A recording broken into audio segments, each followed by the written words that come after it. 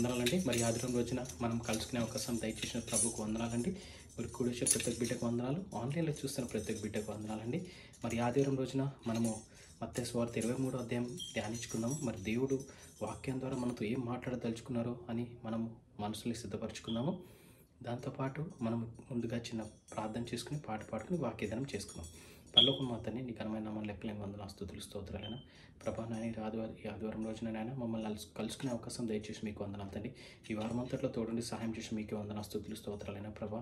నాయన తండ్రి, మిమ్మల్ని తెలిస్తే తప్పులు క్షమించండి నాయన తండ్రి ప్రభా. ప్రతి విషయంలో నాయన మిమ్మల్ని ముందు పెట్టి నెరకుపంచి కొరకు మీకే వందనాలు తండ్రి ప్రభా. మా ఆలోచన చెడుకుంటుంది నేను, మా ఆలోచన కాదు నేను, మీ ఆలోచన ప్రకారం మీ చిత్తం జరిగేలా సహాయం చేసిన విధానానికి మీకే వందనాలు తెలుపుకుంటూ మిమ్మల్ని తెలిస్తే తప్పులు క్షమించమని నాయన మీకే మహిమగంత చెల్లించుకుంటూ చిన్ని ప్రార్థన నజరేయుడైన యేసునామమున అడిగి పెట్టుకున్నాం తండ్రి, ఆమేన్. చిన్న పాట పాడుకుందామండి.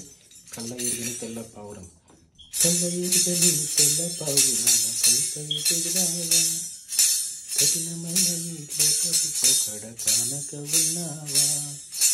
కళ్ళ ఎరుగని తెల్ల పావురం పైకైరావా, కఠినమైన ఈ లోకపు పోకడ కానక ఉన్నావా. అయ్యో పావురమా, నీ కొరకే తన ప్రాణము పెట్టిన ప్రేమను చూడమ్మా. నిన్ను చూడక ఉండలేనని ఆ ప్రేమే నిజమమ్మా. నీ కొరకే తన ప్రాణము పెట్టిన ప్రేమను చూడమ్మా. నిన్ను చూడక ఉండలేనని ప్రేమే నిజమమ్మా. అందరూ నిన్ను విడిచిన గానీ మరువని స్నేహితుడే, కొందరిలాగా మధ్యలో నిన్ను విడువని ప్రేమికుడే. రక్తము పోసి రామలేఖ నీకు రాసిన నీ ప్రియుడే, రక్షణనిచ్చి రాణిగా చేసే యేసురాజు గనుడే. కళ్ళ ఎరుగని తెల్ల పావురమ పైకెగిరావా, కఠినమైన ఈ లోకపు పోకడ కానక ఉన్నావా. Hallelujah. Thank you Jesus. Hallelujah. మనం మత్తయి సువార్త 23వ అధ్యాయం చూసుకుందామండి. 23వ అధ్యాయం 2 విభాగాలుగా డివైడ్ చేసింది.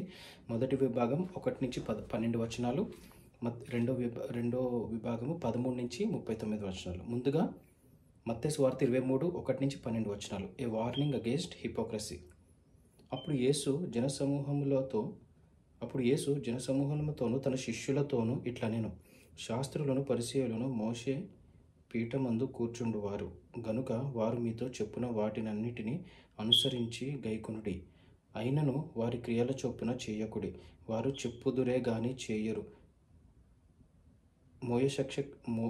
మోయశక్యము కాని భారమైన బరువులు కట్టి మనుష్యుల భుజముల మీద వారు పెట్టుదురే గాని తమ వ్రేలితోనైనా వాటిని కదిలింపనొల్లరు. మనుష్యులకు కనబడ నిమిత్తము తమ పనులన్నీయు చేయుదురు. తమ రక్షరేకులు వెడల్పుగాను తమ చెంగులు పెద్దవిగాను చేయుదురు. విందులలో అగ్రస్థానములను, సమాజ మందిరములలో అగ్రపీఠములను, సంత వీధులలో వందనములను, మనుష్యుల చేత బోధకులని పిలువబడుటయు కోరుదురు. మీరైతే బోధకులని పిలువబడవద్దు, ఒక్కడే మీ బోధకుడు. మీరందరూ సహోదరులు. మరియు భూమి మీద ఎవనికైనను తండ్రి అని పేరు పెట్టవద్దు, ఒకడే మీ తండ్రి, ఆయన పరలోకమందున్నాడు. మరియు మీరు గురువులని పిలువబడవద్దు, క్రీస్తు ఒక్కడే మీ గురువు. మీలో అందరికంటే గొప్పవాడు మీకు పరిచారకుడై ఉండవలెను. తన్ను తాను హెచ్చించుకునివాడు తగ్గింపబడును, తన్ను తాను తగ్గించుకునివాడు హెచ్చింపబడును. ఆమేన్. సో మనం ఈ వచనాలు చూసినట్లయితే వార్నింగ్ అగేన్స్ట్ హిపోక్రసీ అంటే ఇక్కడ వచనం ఏం చెప్పిస్తుందంటే, ఇక్కడ పరిసయ్యులు సద్దుకయ్యులు అందరూ కూడా కూడి ఆయన వారిని క్రియల చొప్పున చేయుడు అని చెప్పారు. వారు చెప్పుదురే కానీ చేయరు. అంటే వాళ్ళు చెప్తారు కానీ చేయరు. మీరు మోయ శక్యం కానీ భారం బరువులు కానీ మీరు భుజముల మీద వారు పెట్టుదురే కానీ తమ వ్రేలితోనైనను వాటిని కదిలింపనొల్లరు. అంటే మీకు శాస్త్రులు పరిశీలి అందరూ కూడా బోధ చేస్తారు కానీ వాళ్ళు మీ భారాలు ఏం దించలేరు. మీరు మోయలేని భారాలు వాళ్ళు చేయితో ఇట్లా ఒక మాటతో కానీ చేయితో చేయలేరు. సో అని చెప్పి విందులలో అగ్రస్థానములను, సమాజ మందిరంలో అగ్రపీఠములను, సంత వీధిలో వందనములను, మనుషుల చేత బోధకులని పిలువబడుటయు కోరుదురు. మీరైతే బోధకులను పిలువబడవద్దు, ఒక్కడే మీ బోధకుడు. మీరందరూ సహోదరులు. మరియు భూమి మీద ఎవనికైనాను తండ్రి అని పేరు పెట్టవద్దు, ఒకడే మీ తండ్రి. సో భూమిలో బోధకులు అని చెప్పుకుంటారు, తండ్రి అని చెప్పుకుంటారు, ఇలా చెప్పుకుంటారు. కానీ మీ అందరికి ఒకలే బోధకుడు, అది యేసుక్రీస్తు. మీ అందరికి ఒకలే తండ్రి, అది యేసుక్రీస్తు అని మరి వాక్యం సెలవిస్తుంది. ఒక్కడే మీ తండ్రి, ఆయన పరలోకమందున్నాడు, ఆయనే మీ తండ్రి. మరియు మీరు గురువులని పిలవవద్దు, క్రీస్తు ఒక్కడే మీ గురువు. సో మీరు గురువులను కూడా పిలవద్దని చెప్తున్నాడు. అంటే మీరు గురువులు ఇలా కొన్ని డిఫరెంట్ నేమ్స్తో పిలుస్తాం కదండి మనం ఈ భూలోకంలో ఉన్నదో. ఎవరిని కూడా పిలవద్దు, అందరికి ఒకలే గురువు యేసుప్రభు, అందరికి ఒకటే తండ్రి యేసుప్రభు, అందరికీ ఒకలే బోధకుడు యేసుప్రభు అని చెప్తున్నాడు. మీలో అందరికంటే గొప్పవాడు మీకు పరిచారకుడై ఉండవలెను. మీలో అందరికంటే గొప్పవాడు మీకు పరిచర్య చేయాలంట. మీలో అందరికంటే గొప్పవాడు ఎలా ఉండాలంటే మీకు పరిచర్య చేయాలంట. తను తాను హెచ్చించుకున్నవాడు తగ్గింపబడును, తను తాను తగ్గించుకున్నవాడు హెచ్చింపబడును. ఆమెన్.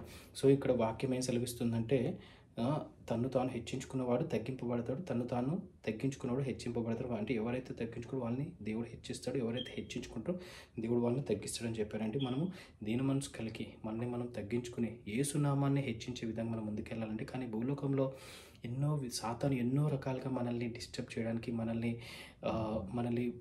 డిస్టర్బ్ చేయడానికి మరి చూస్తున్నారండి. కాదనట్లేదు. ఏదో విధంగా ఎలాగో మనల్ని డిస్టర్బ్ చేస్తే మనం హెచ్చించుకుంటాము, దాంతో మనకి ఇట్లా ఏదో ప్రాబ్లమ్స్ వస్తాయని. కానీ మనల్ని ఎప్పుడు హెచ్చించుకోదండి, మనం తగ్గించుకోవాలి.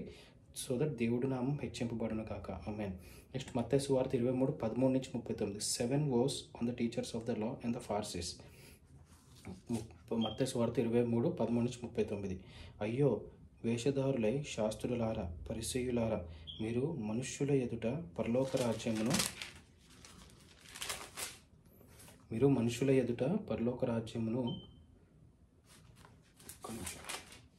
అయ్యో వేషధారులై శాస్త్రులారా, పరిసయ్యులారా, మీరు మనుషుల ఎదుట పరలోక రాజ్యమును మూయుదురు, మీరందులో ప్రవేశింపరు, ప్రవేశించు వారిని ప్రవేశింపనీయరు.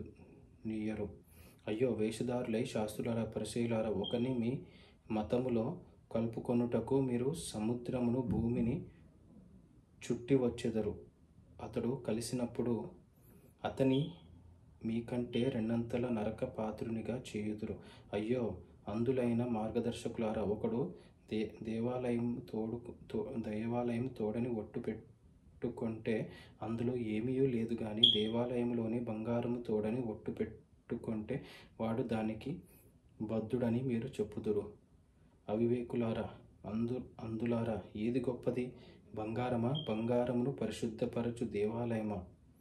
మరియు బలిపీఠము తోడని ఒకడు ఒట్టు పెట్టుకుంటే అందులో ఏమీ లేదు కానీ దాని పైనుండు అర్పణము తోడని ఒట్టు పెట్టుకుంటే దానికి బద్ధుడని మీరు చెప్పుదురు. అవివేకులారా, అందులారా, ఏది గొప్పది? అర్పణమా? అర్పణమును పరిశుద్ధపరచు బలిపీఠమా? బలిపీఠము తోడని ఒట్టు పెట్టుకొనువాడు దాని తోడనియు దాని పైనుండు వాటన్నిటి తోడనియు ఒట్టు పెట్టుకొనుచున్నాడు. మరియు దేవాలయము తోడని ఒట్టు పెట్టుకొనువాడు దాని తోడనియు అందులో నివసించు వాని తోడనియు ఒట్టు పెట్టుకొనుచున్నాడు. మరియు ఆకాశము తోడని ఒట్టు పెట్టుకొనువాడు దేవుని సింహాసనము తోడనియు దానిపైన కూర్చున్న వాని తోడనియు ఒట్టు పెట్టుకొనుచున్నాడు. సో ఇక్కడ దేవుడు ఏం చెప్తున్నాడంటే ఇట్లా మనము చిన్నప్పుడు మనం ఒట్టు పెట్టుకుంటాము, మదర్ ప్రామిస్, ఫాదర్ ప్రామిస్, ఆ విధంగా ఇక్కడ దేవుడు తోడని ఒట్టు పెట్టద్దు, లేదంటే బలిపీఠం తోడని ఒట్టు పెట్టద్దు, లేదంటే అందులతో అంటే దేవుడు ఎలా మాట్లాడుతున్నా అంటే మీరు అందులు 7 woes on the teachers of అంటే లాలో కొన్ని 7 woes ఉన్నాయంటాయి చెప్తున్నాడు ఇక్కడ ఈ వచనాల్లో. మనం చూసినట్లయితే అందులైన మార్గదర్శులు గారు ఒకడు దేవుడు తోడనొట్టు పెడతారు, లేదంటే బలిపీఠం తోడనొట్టు పెడతారు, లేదంటే దేవాలయం తోడనొట్టు పెడతారు, లేదంటే దేవాలయం తోడనొట్టు పెడతారు, అదే ఆకాశం తోడనొట్టు పెడతాడు, సింహాసనము తోడనొట్టు ఒట్టు పెడతాడు. సో ఇవన్నీ కూడా కొనుచున్నారు. అయ్యో వేషధారులై శాస్త్రులారా, పరిసయ్యులారా, మీరు పుదీనాలోను సోంపులోను జీలకర్రలోను 10వ వంతు చెల్లించి ధర్మశాస్త్రంలో ప్రధానమైన విషయములను అనగా న్యాయమును, కనికరమును, విశ్వాసమును విడిచిపెట్టితిరి. సో ఇక్కడ వీళ్ళ గురించి చెప్తున్నాడు. ఎవడు? సద్దుకాయలు, పరిసయ్యులు అందరూ కూడా చెప్తున్నారు ఏంటంటే వీళ్ళు ఒట్టు పెట్టుకుంటారట, దేవుడు తోడునట్టు, బలిపీఠం తోడునట్టు వీళ్ళందరినీ అందులతో పోల్చి మీరు పుదీనాలోను జీలకర్రలోను మీరు 10వ వంతు అంటే మీరు ఆఫరింగ్స్ తీస్తారో మీరు పుదీనాలోను సోంపులోను జీలకర్రలోను 10వ వంతు చెల్లించి ధర్మశాస్త్రంలో ప్రధానమైన విషయములను అనగా న్యాయమును కనికరమును విశ్వాసమును విడిచిపెట్టితిరి. సో మీరు పుదీనాలు జీలకర్రలు తీస్తారు కానీ న్యాయమును విశ్వాసం ఇవన్నీ కూడా విడిచిపెట్టేశారు. మీరు ఆఫరింగ్స్ ఇస్తున్నారు, మీరు ఆఫరింగ్స్ ఇస్తున్నారు, మేము ఏదో ఇస్తున్నాము, దేవుని కానుకలు ఇస్తున్నాం అంటున్నారు తప్ప కానీ విశ్వాసమును విడిచిపెట్టిరి. అదేవిధంగా న్యాయము కనికరం విశ్వాసం మీరు విడిచిపెట్టారంట. సో వాటిని మానక వీటిని చేయవలసి ఉండెను. అందులైన మార్గదర్శకులారా, దోమ లేకున్నట్లు వడియు గట్టి ఒంటెను మృంగువారు మీరే. సో ఇక్కడ ఏం చెప్తారంటే మేము ఆ కానుకలు ఇస్తాం, ఈ కానుకలు ఇస్తాం, కానీ మీరు నీతిగా జీవించండి, మీరు న్యాయముగా కనికరముగా విశ్వాసంతో మీరు ఉంటే అవన్నీ ఇవ్వకపోయినా మీరు ఈ ఇంపార్టెంట్ అని చెప్పి దేవుడు ఇక్కడ వాక్యం సెలవిస్తుంది. అదేవిధంగా 25వ వర్షం చూసుకున్నట్లయితే, అయ్యో వేషధారులై శాస్త్రులారా పరిసయ్యులారా, మీరు గిన్నెయు పల్లెమును వెలుపట శుద్ధి చేయుదురు కానీ అవి లోపల దోపుతోనూ అచిదేంద్రియత్వముతోనూ నిండి ఉన్నది. సో ప్రభు వాక్యం సెలవిస్తుందంటే, వేషధారుల శాస్త్రులారా పరిసయ్యులారా, మీరు గిన్నెయు పల్లెమును వెలుపట అంటే బయట మీరు క్లీన్ చేస్తారు కానీ లోపల మీరు క్లీన్ చేసుకోరు. అంటే మీ హృదయాన్ని మీరు క్లీన్ చేసుకోవాలి కానీ మీరు ఇప్పుడు బయట అవుట్ సైడ్ పార్ట్స్ మీరు నీట్గా తయారయ్యి అందరికీ ఆకర్షణగా ఉంటున్నారు కానీ మీ హృదయాన్ని మీరు క్లీన్ చేసుకోవాలి అని వాక్యం సెలవిస్తుంది. అయ్యో వేషధారులైన లోపల శుద్ధి చేయడు. సో మీరు ఇంటర్నల్గా మీ హృదయాన్ని మీరు క్లీన్ చేసుకోండి. అయ్యో 27వ వచనం, అయ్యో వేషధారులై శాస్త్రులారా పరిసయ్యులారా, మీరు సున్నము కొట్టిన సమాధులను పోలి ఉన్నారు. అవి వెలుపల శృంగారముగా అగపడును కానీ లోపల చచ్చిన వారి ఎముకలతోనూ సమస్త కల్మషముతోనూ నిండి ఉన్నది. సో మీరు సున్నపు కొట్టిన సమాధులతో పోల్చాడు ఎవరిని? వేషధారులారా వేషధారులారా పరిసయ్యుల్ని శాస్త్రుల్ని వేషధారులని అందరూ కూడా సున్నపు కొట్టిన సమాధి ఎలా పోల్చాడు అంటే సమాధి బయట నుంచి అబ్బాయి ఎంత నీట్గా ఉందనుకుంటా కానీ లోపల అంటే ఇప్పుడు తవ్వితే లోపల అన్ని బోన్స్ అయ్యే ఉంటాయి. సో మీరు ఎలా ఉన్నారు అని మరి వాక్యం సెలవిస్తుంది. సో నిండి ఉన్నది. అలాగే మీరు వెలుపల మనుష్యులకు నీతిమంతులుగా నగపడుచున్నారు కానీ లోపల వేషధారణతోనూ అక్రమముతోనూ నిండి ఉన్నారు. సో మీరు లోపల వేషధారణ అక్రమంతో నిండి ఉన్నారు కానీ బయటకి జనాలకు మాత్రం మీరు ఇట్లా సున్నపు కొట్టిన సమాధిలా కనిపిస్తున్నారని చెప్తున్నారు. సో మీ మనసుని మీరు శుద్ధి చేసుకోండి, మీరు క్లీన్ చేసుకోండి అని చెప్తున్నాడు మరి వాక్యం సెలవిస్తుంది. అయ్యో వేషధారులైన శాస్త్రులారా పరిసయ్యులారా, మీరు ప్రవక్తల సమాధులను కట్టించుచు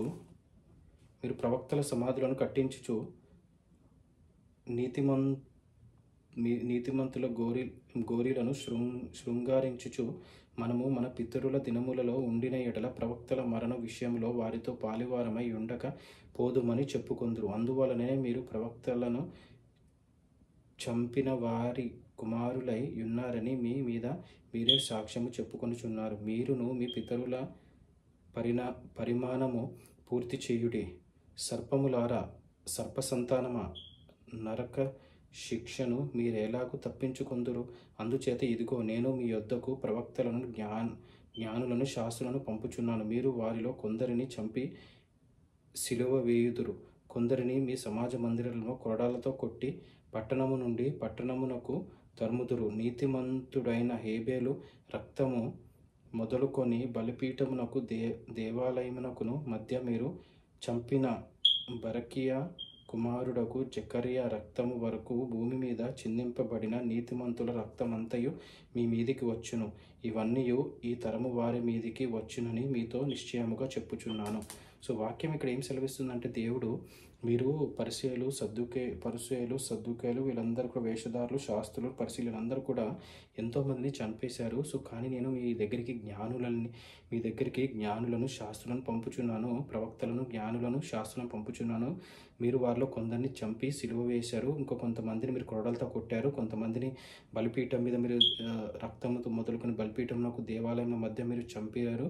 అదేవిధంగా బరకియా కుమారుడు జకరియా వరకు మీరు చంపిన వాళ్ళందరి రక్తం కూడా భూలోకంలో చిందించింది. సో ఇవన్నీ ఈ తరం వారికి మీతో నిశ్చయంగా చెప్పుచున్నాను అంటున్నాడు. వచ్చునని ఈ తరం వారి మీదకి నిశ్చయంగా వచ్చున్నాను. యెరూషలేమా ప్రవక్తలను చంపుచూను నీ యొద్దకు పంపబడిన వారిని రాళ్లతో కొట్టుచూను ఉండు దానా. కోడి తన పిల్లలను రెక్కల క్రింద ఎలాగూ చేర్చుకొనునో అలాగే నేను నీ పిల్లలను ఎన్నో మార్లు చేర్చుకొనవలెనని యుంటిని గాని మీరు ఒల్లకపోతిరి. ఇదిగో మీ ఇల్లు మీకు విడువబడి ఉన్నది. ఇది మొదలుకొని ప్రభువు పేరట వచ్చువాడు స్తుతింపబడునుగాక. మీరు చెప్పు వరకు నన్ను చూడరని మీతో చెప్పుచున్నాను. సో ప్రభు ఏం సెలవిస్తున్నాడంటే, యెరూషలేమ ప్రవక్తలను చంపుచున్నారు, మీ యొద్దకు పంపిన వారిని రాళ్ళతో కొట్టారు. కానీ కోడి ఏ విధంగా అయితే తన పిల్లల్ని తన రెక్కల కింద దాచుకుంటుందో, ఆ విధంగానే నా పిల్లల్ని నేను కూడా నా రెక్కల కింద దాచుకున్నాను. కానీ వాళ్ళు వస్తున్నారు కానీ వెళ్ళిపోతున్నారు. వాళ్ళు ఉండలేక వాళ్ళు వెళ్ళిపోతున్నారు. సో కానీ ప్రభు పేరట వచ్చువాడు స్తుతింపబడును కాక. ఎవరైతే ప్రభు పేరటి భూలోకంలోకి వస్తాడో ఆయన స్తుతింపబడును కాక అని చెప్పుచున్నారు. మీరు చెప్పు వరకు నన్ను చూడరని మీతో చెప్పుచున్నాను. అంటే ప్రభు పేరట ఎవరైతే యేసుక్రీస్తు పేరట వచ్చుచున్నాడో మరి మనము ఆయనని స్తుతించాలంట. అంటే ప్రభు ఏమని చెప్తున్నాడంటే, ఇంత భూలోకం ఇంత జరుగుతున్న ఇన్ని ఇబ్బందులు ఇంత ప్రాబ్లమ్స్ జరుగుతున్నాయి, కానీ మీరు ఒకటే చేయాలి. ఏంటంటే ప్రభు పేరట వచ్చువాడు స్తుతింపబడును గాక.